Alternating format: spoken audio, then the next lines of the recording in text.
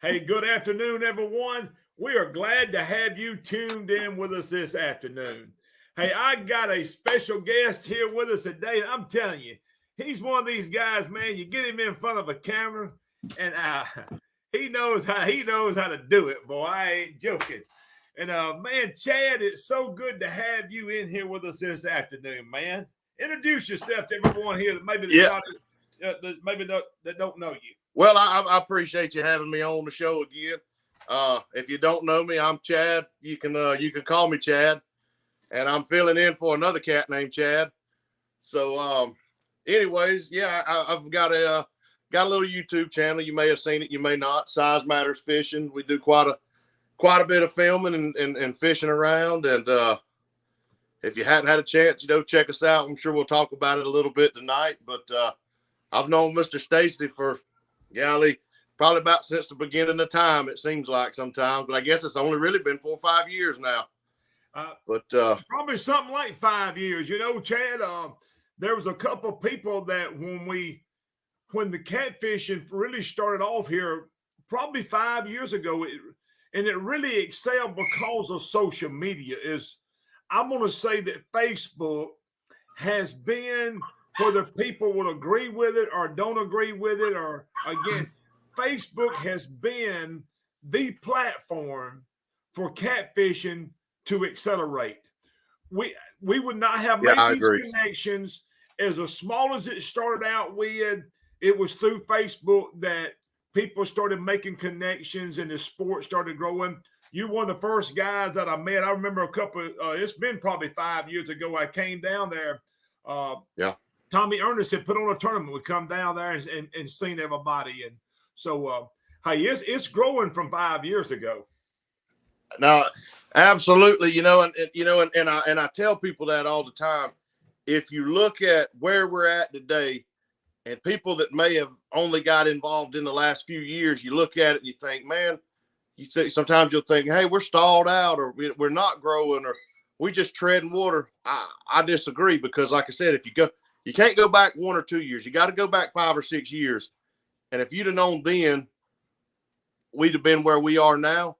It makes you really excited to think 5 years from today, where we can sit at, and look back on these conversations we're having now and go, good Lord, well, we was just scratching the surface with where this thing can go.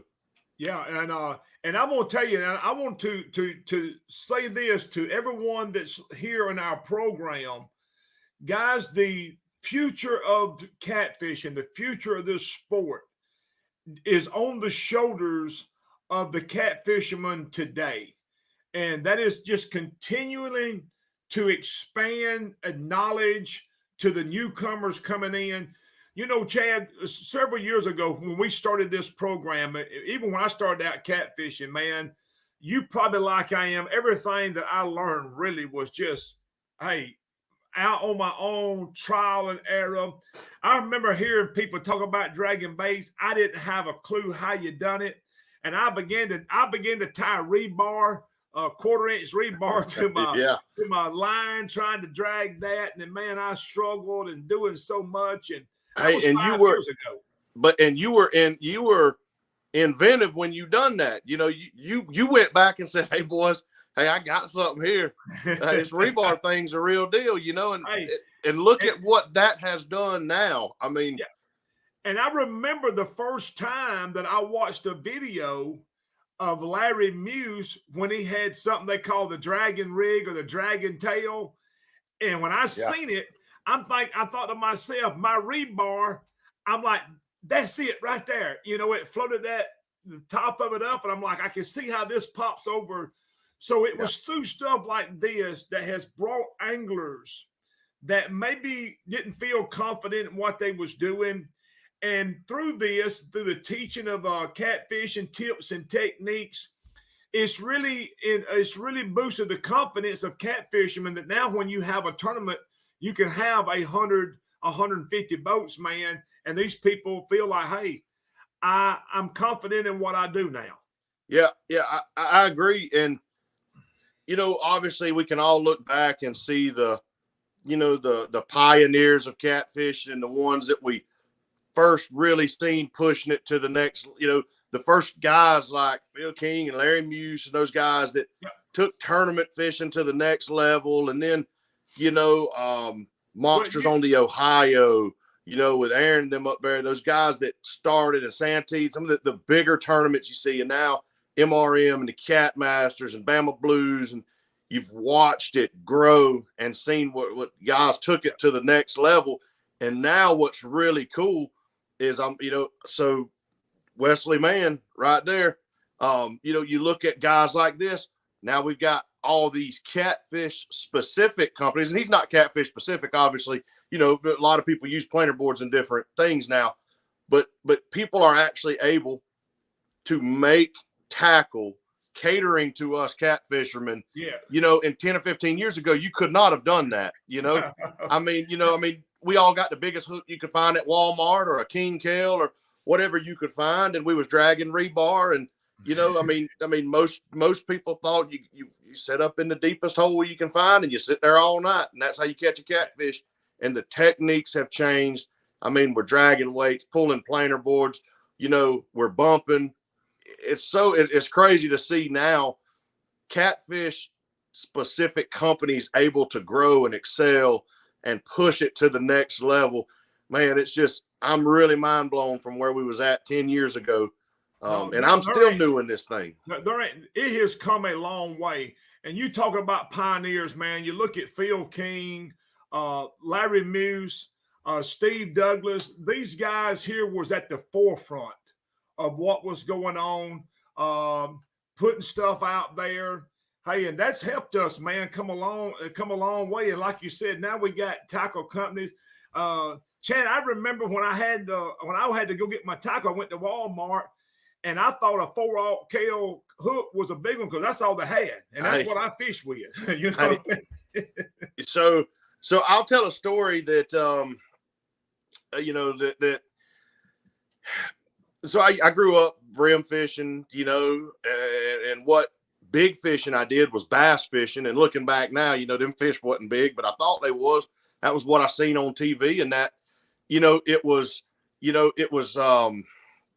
that was what we had. So I started bass fishing, and I had been years ago. Like I said, I was fresh out of high school. I'd started working out at the prison, and I worked Department of Corrections for years. And there was a young lady that I was friends with back, like I said, when we was in high school, and we had went out fishing one time, and she got tired of fishing and did bass fishing and ended up cutting the brim in half and hooked it on a bass worm hook, throwed it behind a wing dike right there. Next thing I know, she had like a 15-pound flathead on, wrestling that thing up. And I looked at that thing when we rolled it upside the boat, and I said, I done fished my whole life and ain't never caught no 15-pound bass. So the next day, I worked at the prison. I went out to the prison with 50-something bass rod and reels in the back of my truck, and I laid them all on the tailgate after we got off a shift that night. And I told them boys, I said, look, $50 a piece, any combo you want. And some of them was $200 and $300. I said, $50 a piece. Them boys, let me hit the ATM. I'll be right back. I sold every one of them, and I left that day. And this has been about 15 years ago now. I left that day and went out and went to Walmart, and I bought me about 5 or 6 of those Shakespeare Tiger spinning rods. That was the biggest, baddest rod you could have at the time. I took the 10-pound line off of it, and I beefed it up with 20-pound Cajun red, and I had about a 2-ounce sinker and about a 4-aught Kell hook, and I'd have told you I could have caught any whale, any shark, and I thought I was on to something. And all I knew was to cut a brim in half and put a piece of cut bait on and throw it in the deepest hole. And that was how you was going to catch them. And, I look back at it now and I look at the stuff that I had, and I said, hey, I caught a lot of fish on it, but man, have the times changed, The times has really changed. I remember, and guys, before we go any further, hey, I want y'all, let's see if we can get the chat up here. We got about 75 people total with Facebook and YouTube.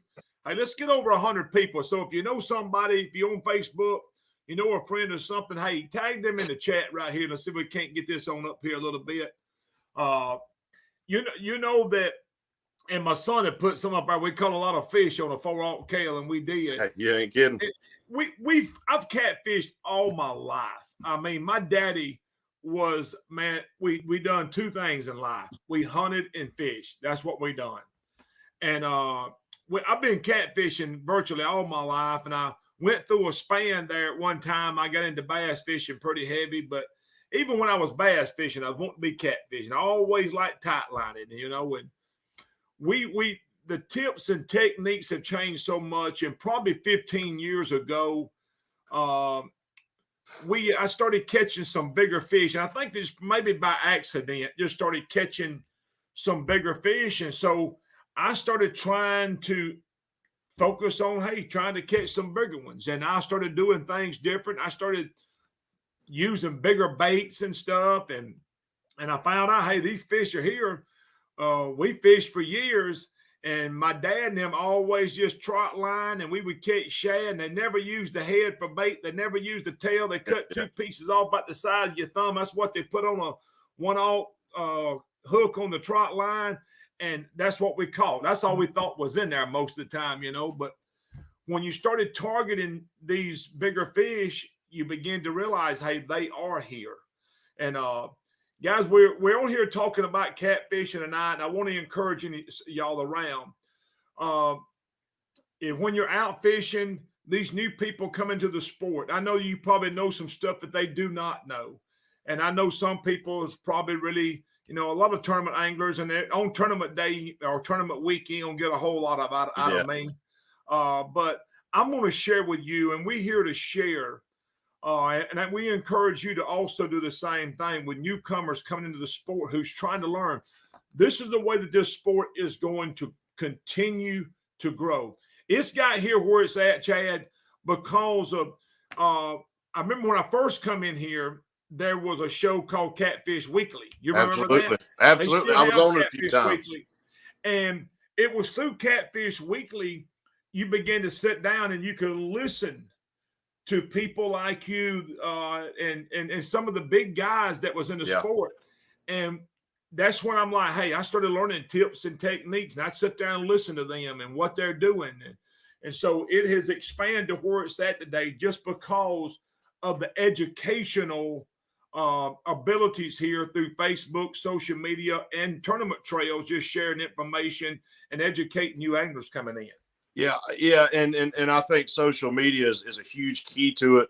But then there's tournaments like MRM that does the seminars, and I can tell you, when those guys are giving those seminars, if you get up there on that front row and you listen and you ask those questions that you think about, it's amazing what you can really, really learn and pick up. But one thing that I see, that I wish people would do a little bit better job of is make sure that you're giving people real information.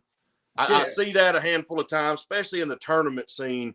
You know good and well you're catching them fish out there deep this week, and you hear somebody say, you better get up in that shallow water this week, or you better catch them on that goat cheese. That's what I'm using for bait, or and you send somebody down a path. Well, that's what happens. That person goes over there.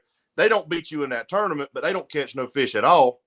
Well, guess what? Next tournament, they probably ain't going to come, and they ain't going to buy in, and then you ain't going to get to win their money as well.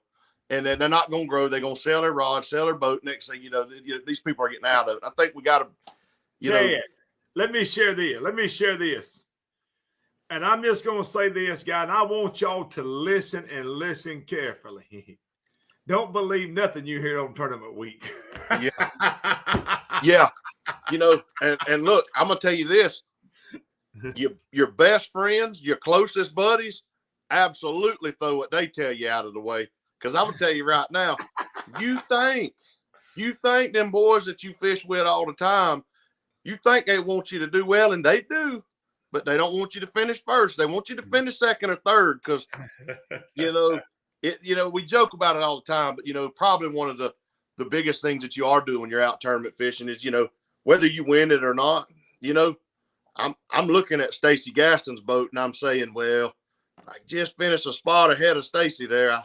I feel a little warm and fuzzy on the inside, or you pick out them few buddies, you know what I mean, and you got that inner competition. I think that's what makes it cool. It's it is the game inside the game. It is. I tell people, we go to a tournament. There's a lot of guys who's really good at it, and a lot of good, respectable guys. And one of my goals is I got two goals. I want to first of all finish in the top 50%, but I really want to be in the top 20%. And like you said, you look back, you say, well, you're 100 boats here, and you finished up here, you feel pretty good. I was with one or two, one good fish away from being there. Yeah. So that's always brings confidence to me. You know, you want to get within. I think my goal ultimately, and me and you spoke about this not long ago. You want to feel like you within that one bite. You want to feel like you've given yourself a chance to at least be within one bite of being able to compete at the highest level. And you're not going to get that bite. Fishing is a sport of failure, just as baseball is. And there's Hall of Fame baseball players that get out 7 out of 10 times, and go to the Hall of Fame. Well, fishing's like that too. Probably even more so than 7 out of 10. You're gonna get smoked. You're gonna get hit in the mouth, and but it's kind of like when you first start, you're gonna lose big, and then you want to figure out how to lose close. Then you want to figure out how to win close, and then you'll ultimately one day win big. So it's definitely a learning curve, especially fishing major tournaments. I mean, it's a lot different than fishing fishing at home with 10 or 15 of your buddies at the local shootout, than going up there, you know what I mean, and having to fish with the best names out there, and then the people that live on these other bodies of water or guide on these bodies of water. It's tough when you go out there and you got to compete with them. So it's you got to set your standards a little bit different, and your time will come. And I'm gonna tell you, man. Hey, and Al, you're exactly right. Most of the time, one thing you ain't gonna hardly get from me is me saying something that ain't true. So most time I ain't gonna say nothing. Yeah. I ain't saying nothing. Yeah. Hey, I will tell you anything I can a week or two before a tournament. But when I start going to water fishing for a tournament, do my scout, I ain't gonna tell you where I'm fishing at. And I ain't gonna do that. And most of the time, I'm out there trying to prepare me a game plan. I'm going to share this, and maybe we can get a little bit of this here, because a lot of people are intimidated by tournaments. And Chad, I don't know about you, but this is something that I'm going to share with the people that's on here. I don't know whether they do this. I know probably a lot of them on here fish tournaments at some time or another. Looks like the majority of them had fished it, that we see fish tournaments.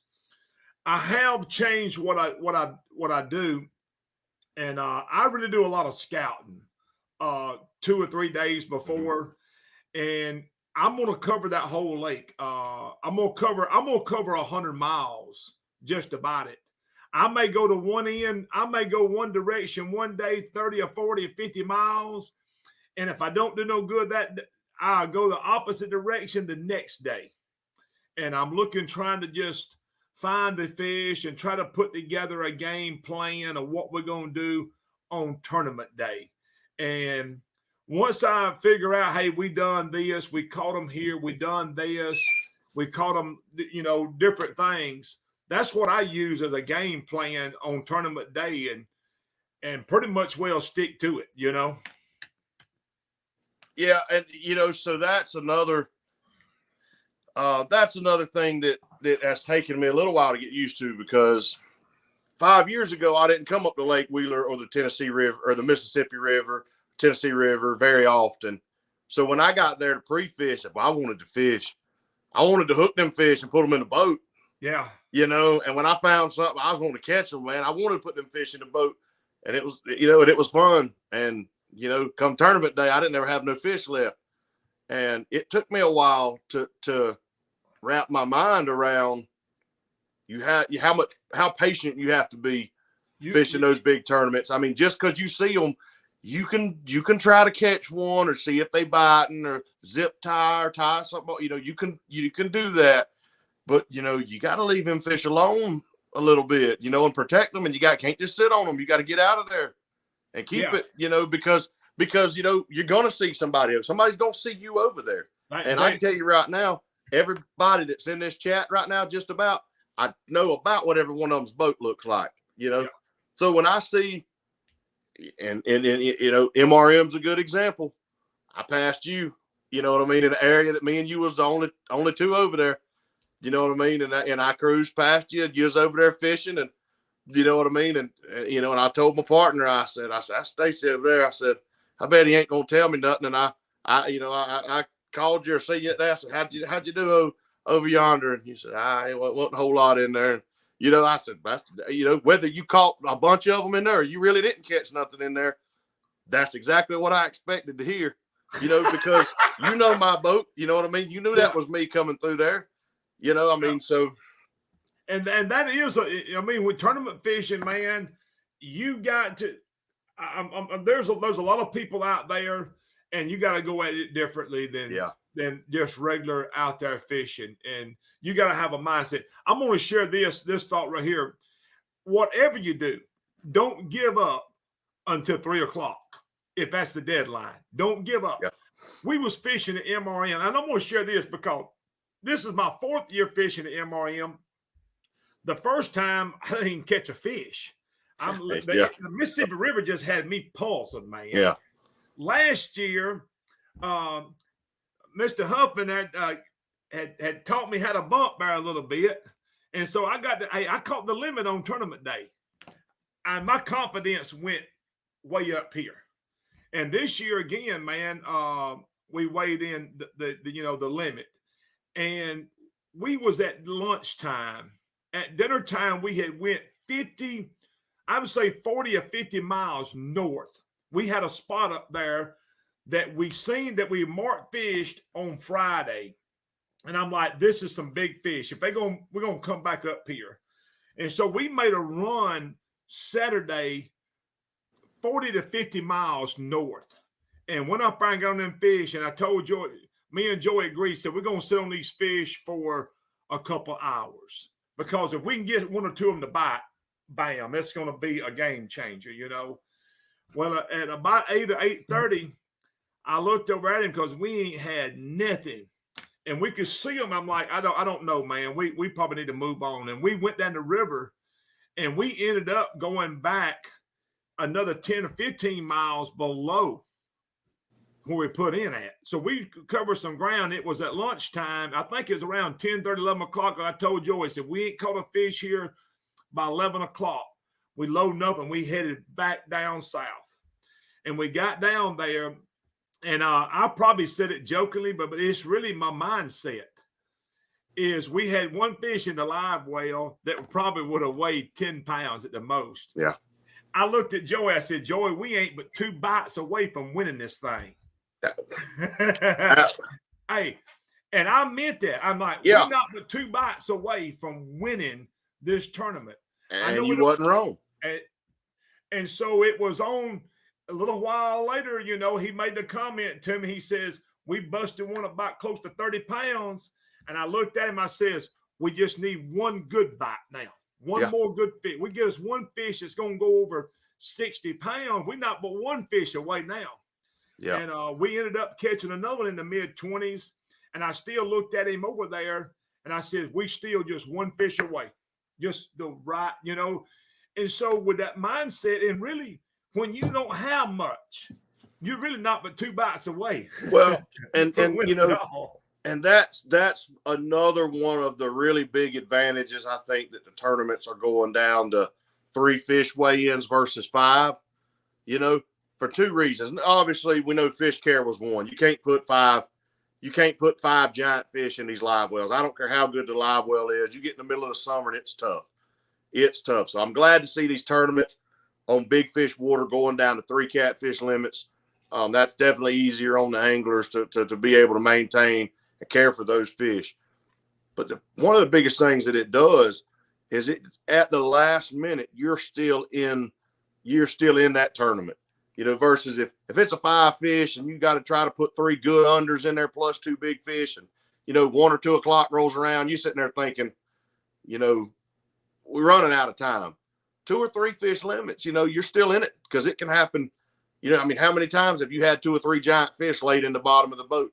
I know for a fact I've seen you put twin 90s in the boat in a matter of minutes. It just like that changes. And you can sit on that spot or drag that spot all day long, and it can happen. It can happen so quick. And so me and Jeff Dodd, who just 2 months ago weighed in, I think about the biggest 2-day bag in catfish history. Very impressive bag. And, I was talking with Jeff Dodd, and he was telling me about another tournament that he had fished years ago. And they had 1 fish. It was a 5-fish tournament. And they had 1 fish up like 30 minutes to go. And they was fishing the Tennessee River and didn't have nothing going. And they'd been dragging baits all day. Well, then they changed and they started pushing some water. And he said, let's go bump, boys, and they was like, oh, we need to drag. He said, nope, give me 1 rod. Let's go bump. And they caught 5 big fish, 4 more, good fish, but it was a 2 over.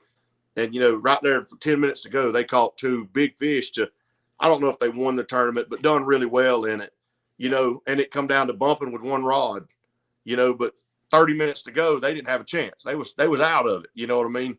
And something happened, and you can't never give up on them. That's definitely. You can, and I see so many times people fishing tournaments, and at 12 o'clock, they done lost all the confidence, and I'm going to the house, and I'm like, man, I done got too much money invested. And hey, we ain't but just 2 bites away from winning the whole thing. How many fish you got? We ain't got none of here right now, but we ain't but 2 bites away from winning the whole thing. And like at our local tournaments back home, all of my buddies, that we'll be out there fishing them, and we fish long night tournaments back home, down here in Florida. We fish tournaments that are 16, 20, 24 hours long. It's all night, all day. They're Ironman tournaments. And it's very common, for us guys to text each other, you know what I mean? And, hey, what you got? Y'all catching any fish? How you doing? It's real common to do that. And people, and boys always say, what you got? And I'll say, I'll tell you this. I ain't, but if I get 3 more good ones, I got a chance. What is 3 fish limit? I said, yeah, I ain't got nothing, but all I need is 3 more. Yeah. So, but it's pretty cool that we got the opportunities now to even talk about tournaments in this aspect, and I would have never thought that years ago it would have been, where it is. The tournament scene is definitely growing. I definitely think that as anglers, to see the tournament scene continue to grow in the direction it is, we have to be very fair with those tournament directors. Over the last 2 years now, I've started, we started the Size Matters Trail down here, and I've got me a taste of that whole tournament director thing. And I can tell you, it's tough. You got to make some really tough calls and to try to be professional at all times. And,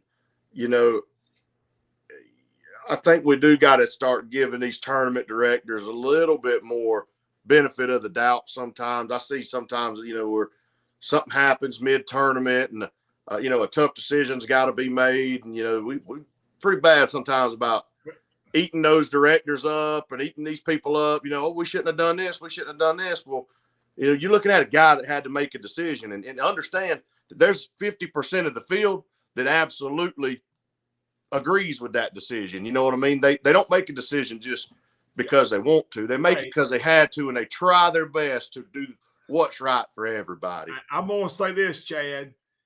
Everybody don't want to be in that. Somebody's got to make a decision, and it's a load upon that. And it is. So, hey, you got to take it and go with it. You know what I mean? Don't you can't sit there and say, what if this and what if that? If I was this, you do have the opportunity to be this or that if you want to be a tournament director. Yeah. You're absolutely right. And it took me hosting a tournament before I realized, Well, one thing I'm it's gonna tough. share this story with you. I'm gonna share this story. I worked with a guy one time, and he'd always make the comment, "If I was boss man, this is what I would do. Oh yeah. If I was boss man, this is what I would do." That boss man don't know what he's doing. Well, one day they give him a shot at it, and guess what? He got his shot at it, and he said, "I don't want to do this no more." I said, "Well, you have always said what you would do if you had that control. Now you got it. So what you gonna do with it?" And so sometimes that's the mentality. There is a lot of pressure on it. There's a lot of stress upon the guy that's got to make a call. And yeah, absolutely. Well, you know what I mean, and you know, and I can revert that back to not even just tournament fishing in general. You know, you're a business owner. You've got, you know, a catfish product. Wesley Mann is. He's got a catfish product. Dale has got a catfish product. These guys, think about how often, okay, you hear somebody say, "Well, you know, if I had this rod holder, if I was doing that, I'd build it a little bit different. I'd do this right here on it and make it to where it works like this." Or, yeah, I can tell you what that planer board needs. It needs a little something over here to make it do what it needs. I can tell you what I'd do with that hook. I'd add this to that hook and make it function better. You know, look, everybody has the same opportunities that you and Wesley and Dale and everybody else had. You know, if you feel that strongly about something, you know, go out there and fix it. You know, I mean, make yours. You know, and try to push it. You know, I mean, you can't please everybody. no, You know, and so I'm gonna agree with you, man. The industry just needs to, with the tournament. Hey, y'all got to take in account of all the stress that's already on these guys. You know what I mean? yeah. I hear this, and people are, you know, you hear something like, "Hey, I wish there was more tournament trails," and all, there probably would be, but there ain't no way. Somebody had said something to me one time about, "Hey, how about you doing a tournament?" I said, "Man, at all the ridicule you get from that, who wants to do that?" Yeah. I And mean, I'm like, who wants to do this? It'd be like trying to referee a football game. Who wants to do that? yeah. I don't want to be the cat with the flag. You know, that ain't that, you know, but it is. And that's what I said. I think that, you know, we got to support people. So when somebody says, "I'm going to start me a new business and I'm going to go make a better rod holder than you," you know, hey, buddy, I need you to do that. You know, go out there and make them, start your business, because that's going to help me sell my products too. I'm always going to strive to be better. And it's growing. We need all the products. I see it all the time, and I'm thinking about it. I'm going to say something now. I don't hardly ever say anything because I think it's just sometimes just childish stuff, you know. But tournament director, they're having a tournament, they're going to pay out 90%, and people's fussing about the 10% that the tournament director is going to make. And I'm like, I tell y'all what, I would like to hire y'all to come and work with me if y'all want to do it for nothing. I'm like, I want to hire these guys who want people to work for nothing. This is what I'm like, yeah. I will be glad for y'all to come and work with me. Well, and you know, there's got to be some kind of incentive. There's a lot of work to putting these things together. Yeah. And I can already see that. And I'm telling you, making 10% off of it, I'm like, hey, I don't even know if I want that right there. For years, man, some of the best tournaments that we've been to, literally the best ran tournaments, the best payouts and everything, were tournaments that those directors said, "I'm going to pull me a little cut off of it. I'm going to pay back X amount of percentage." As long as you're up front with it and you say, "Hey, I'm going to pay this," by all means do it, you know, because I don't care if you make $1 million off a tournament. If you throw a good tournament, I'm able to come down there and enjoy myself. And as a tournament director, if you put me in a position or give me an opportunity to succeed, what have I got to complain about? That's the way I look at it. You know, and like I said, we got some really good tournament trails out there. Oh, there is. You know, really good tournament trails out there. And oh man, I think Miss Paula nailed it right there. Absolutely, Miss Paula. You know, respecting everyone throughout this industry, and that goes. I don't own a tackle company or a fishing product company, but I will say this, and I made a post on social media half a year ago that got pretty good, you know, some pretty good feedback on it. But if you want to sell me a product, sell me your product. Tell me how your product is better than everybody else's, Tell me what makes your product so good, but don't bring another product into it. I don't need to know what that other product ain't good for. That does nothing. You know, I don't care if it's rods, reels, tackle, rod holders, you know, or one tournament trail with the other one. Don't tell me why we shouldn't support this one company. Yeah. Because I can see that. Yeah. I can see that and I can hear that. I know why, you know, just tell me why I need to buy SmackDown Catfishing rod holders. That's the only information that I need from SmackDown Catfishing. You know, and man, it goes such a long ways. I tell you, the moment you start bashing other companies is the moment that I'll never buy your product. I ain't gonna buy it. I ain't gonna exactly. And I don't care how good it is. There's been some really good products on the market that I've, you know, if you can't be respectful to people, I ain't gonna buy your product. Simple as that, you know. Wait, well, tell us a little bit about your trail. Don't you have a little tournament trail there? Yeah, so last year we started the Size Matters Trail, and we grabbed me a bottle of water. So last year I started a tournament trail. I finally acted on something that I had been planning for years. I'd always wanted to try my best to start a tournament trail down here in Florida. We've had some really good, successful tournament trails down here over the years. You know, we had the Florida Flathead Trail for years and years, which, you know, that thing had 50 and 100 boats. And then the last few years we had the M&J Trail, which was just north of me a little bit, you know, but they fished some down in our area. And, you know, I've always fished a lot of these trails, and I'd always wanted to, you know, to do my own. I always thought the Size Matters Trail had a ring to it, you know, that could be something. But my goal was to, I get humbled when I go fish big tournaments. When you know, when I pull up in that weigh-in line and the cameras go on me and I'm sitting in my boat and somebody's got a microphone and they put it in my face and they say, "Chad Bailey, tell me about your day."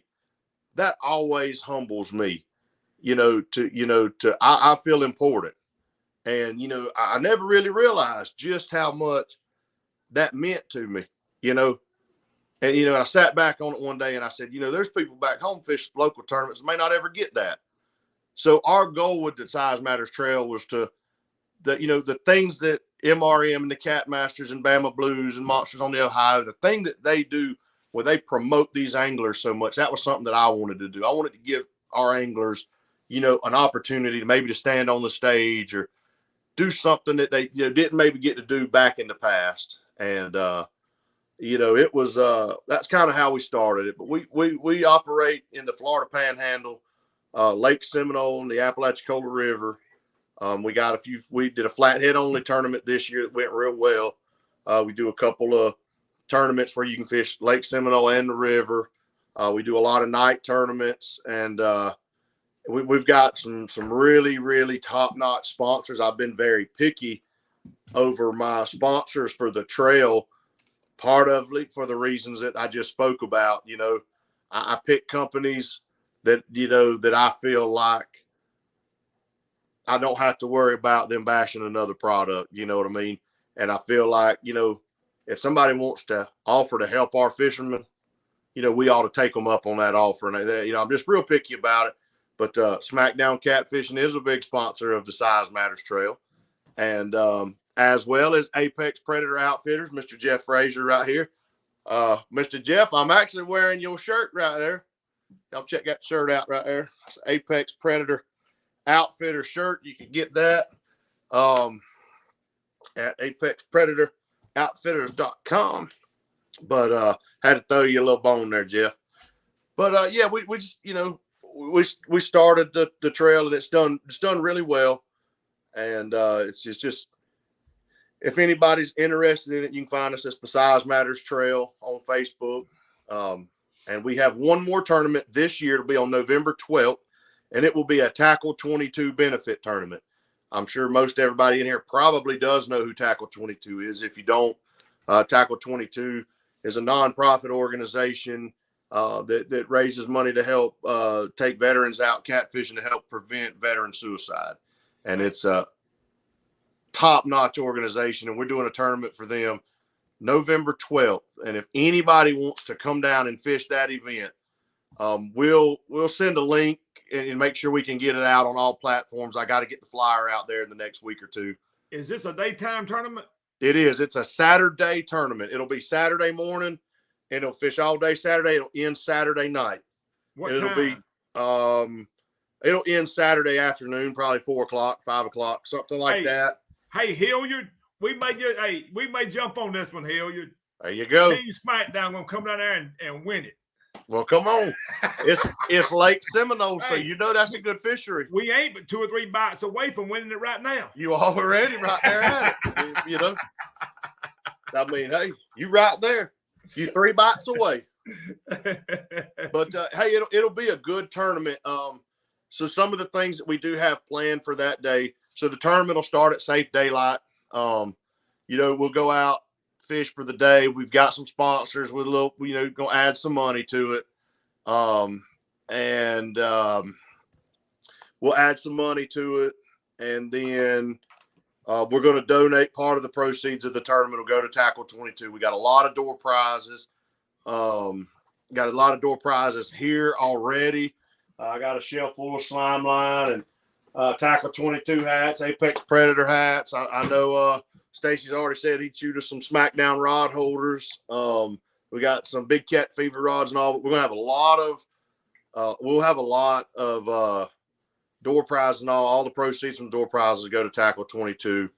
But during the day, we're going to host a free kids fishing tournament on the banks of Lake Seminole while the main tournament's going on.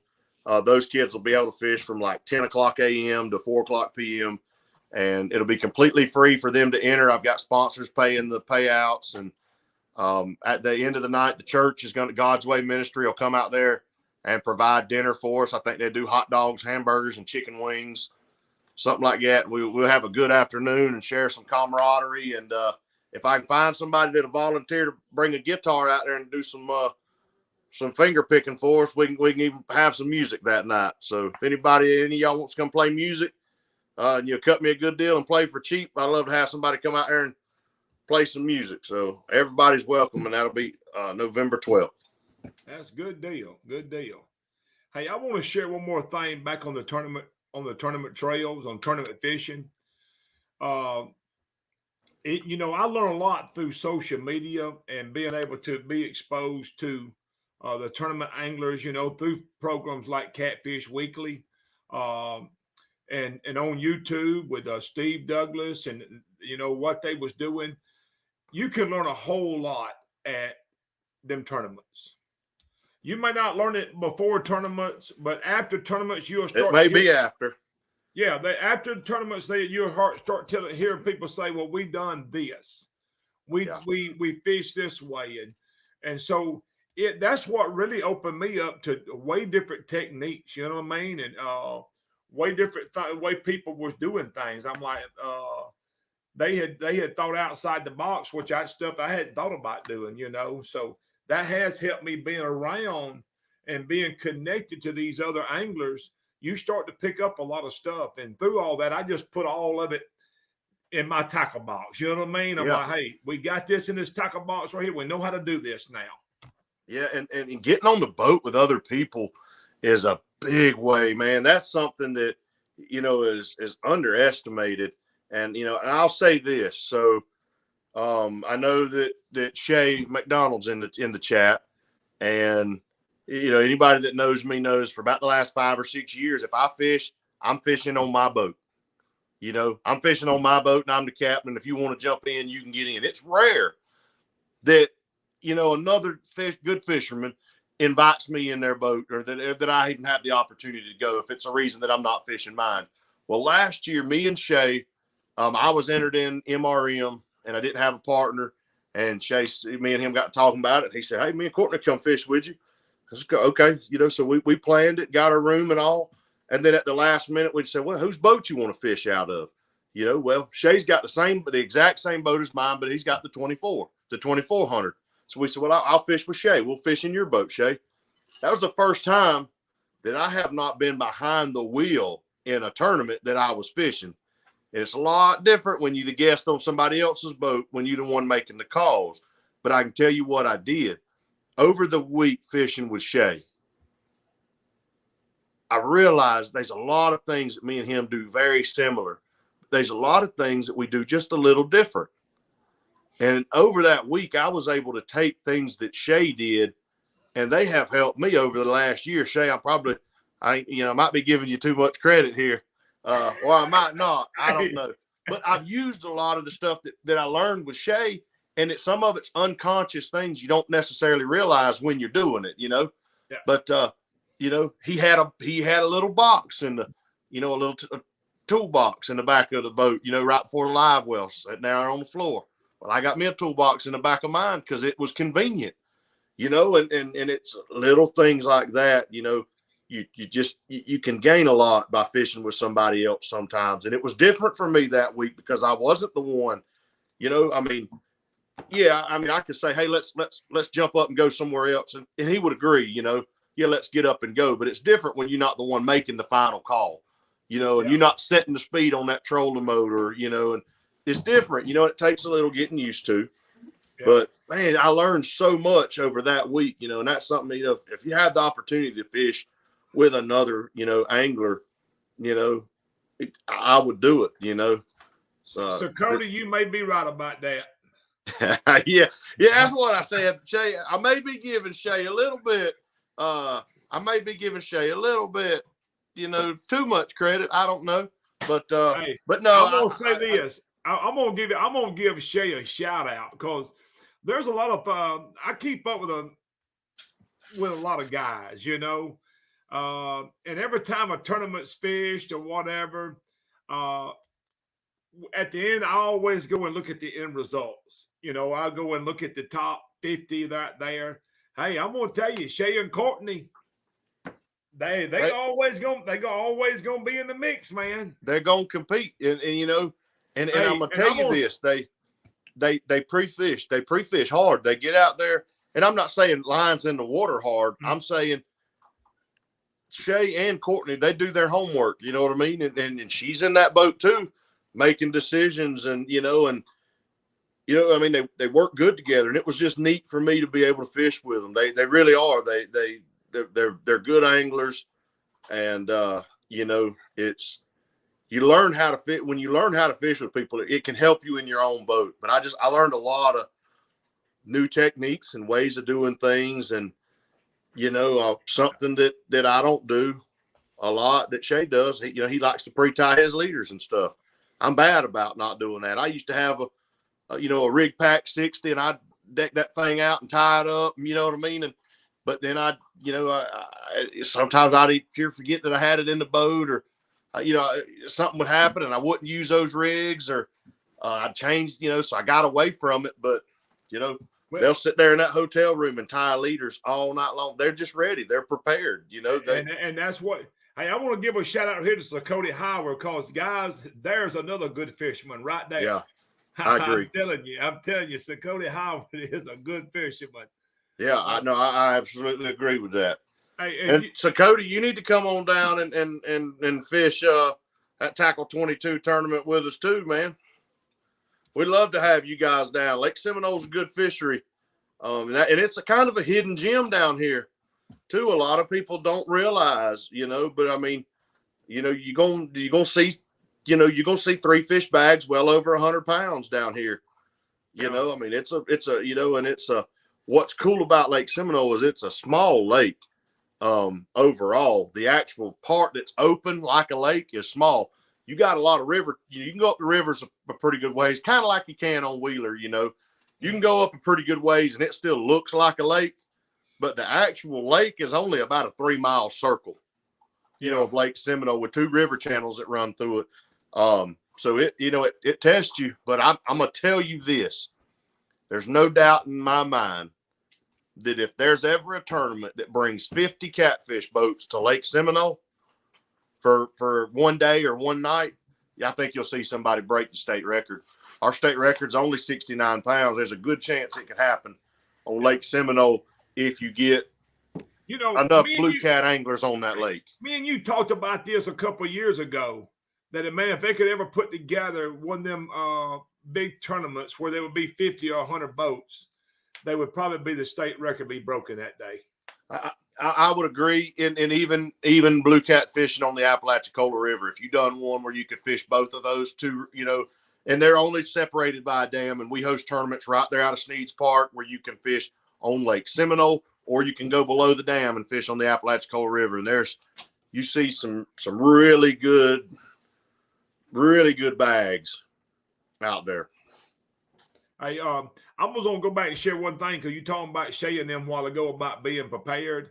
We went to Memphis and I probably, I ain't been really fishing many tournaments in the last couple of years, and I've started doing more here in the last recently. But when we went to bumping, I had 3 bumping rods at Memphis. I had them just set up, ready to go, and I had ain't no telling how many rigs tied. I told Joe, I'll break the line off of one. I'm gonna throw it down and just grab another one. Yeah. I'm like, we gotta keep lines in the water. We ain't got time to be tying rigs on. Well, and I can tell you right now, you are going to get hung and break off about 100 yards before the spot that you've got your waypoint on that.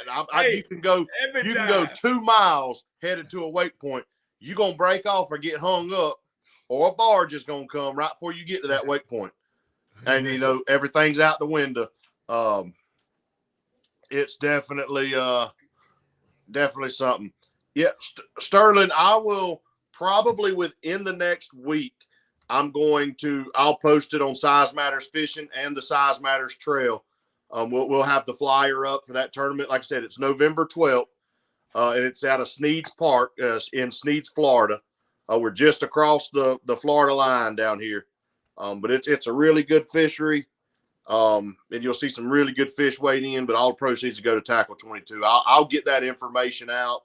I'll send it to Stacy as well, maybe for him to post on the SmackDown Catfishing page for us as well.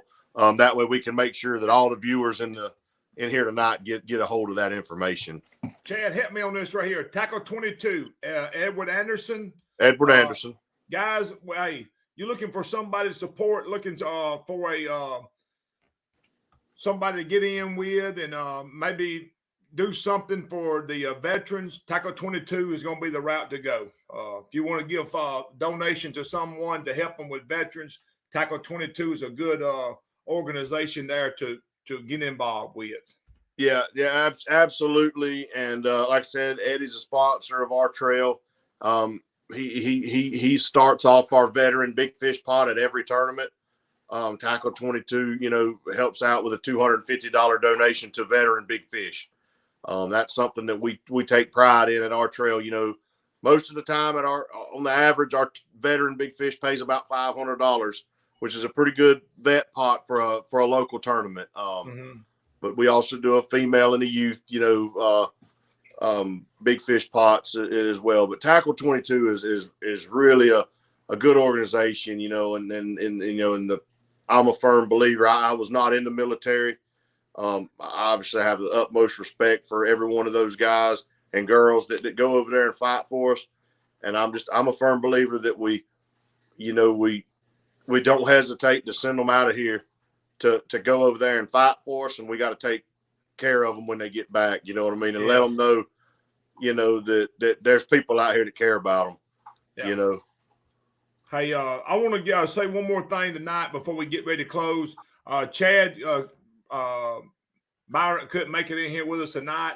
I think Chad has got Shay and Courtney maybe lined up here maybe next week. I'm not for sure to be on the show. So looking forward to that right there. I think he might have contacted Shay, but if not, hey, Shay, he's going to be contacting you sometime soon now. Yeah. So, and we also going to we're trying to reach out to a couple more guys. Maybe there was a guy that broke the state record in Tennessee. Hopefully have him on here in a couple of weeks. So, and so guys, I've enjoyed it tonight. Chad, I've enjoyed it, man. Yeah, I appreciate you guys letting me come on here. I hate Chad wasn't able to get on here with us too. It's always fun to have a bunch of Chads in the room, but that might have been too much. There's Eddie right there with Tackle 22. You know, if you guys, if there's anybody on here that has not followed Tackle 22, you know, if there's anything that you can do for me, obviously I want everybody to, you know, to continue to follow, you know, SmackDown and to come over and follow Size Matters Fishing. But if you know, if you take anything from this tonight, you know, go follow Tackle 22 Fishing. And, you know, if you're looking for something to get behind, and here's something I tell people all the time. It's not whether you donate money to an organization like that or you just support it and follow along and be attentive and listen and watch. There's something that you can grasp by what these guys are doing out there. There's something that you can grasp and you can take away from it, you know, that can help you in your daily life. And, you know, like I said, man, it's just sometimes I get a little choked up thinking about it, you know, but what these guys, and Eddie's one of them, Eddie's a veteran, you know, these guys go over there and fight for us. Yeah. And you know, to come home and think that there's 22 veterans a day that commit suicide is heartbreaking, you know. And look, if you got an opportunity, get out there, take these guys, you know, offer to take a veteran fishing. 104 veterans gone fishing this year. You know, that's amazing. You know, look, and like I said, whether you can donate money to Tackle 22, he's got all the funds and everything. He's working on that to the boat, and the rods and the reels, and he's getting people out there, and he's got people that work with him that are taking these people out. Whether you can donate or whether you just follow along and support the mission and what they're doing, it's just, there's a lot of ways to be involved, you know, and I just ask that everybody in here takes a moment to at least go over and follow them. Yeah. I want to throw this right here in, and Chad, thank you for that. Guys, they 104 veterans already this year. There's a lot of work, preparation. There's a lot of money involved in this. Go to his page right there. I know he's probably got a link up there. Hey, if you got an extra $25, $40, $50 you want to send to somewhere that's going to go somewhere good, send it right there to Edward Anderson. Tackle 22. It's going to be going to a good cause, and I know he appreciated it very much. Guys, we're fixing to jump off of here this afternoon. We will be back again next Tuesday night, same time.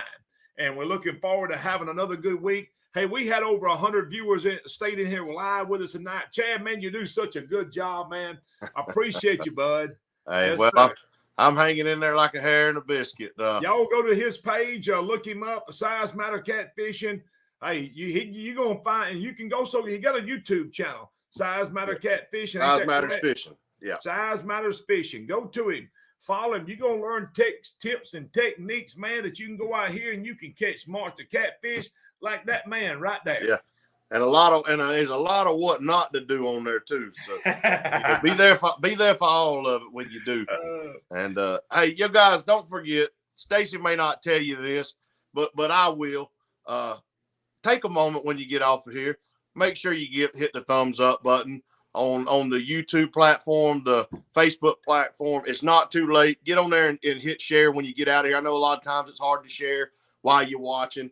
When you get off of there, you know, share it and leave a comment. You know, it really does. When these guys put in that kind of time and effort, like Stacy does, and these guys that are putting on these podcasts and stuff, take a moment and hit the thumbs up button for them. Like I said, they may not ask you to do that, but from me having a social media channel, I'm telling you, that comment that you've been watching, just leaving a comment or a thumbs up or a share goes a long ways for these guys to be able to continue doing what they're doing.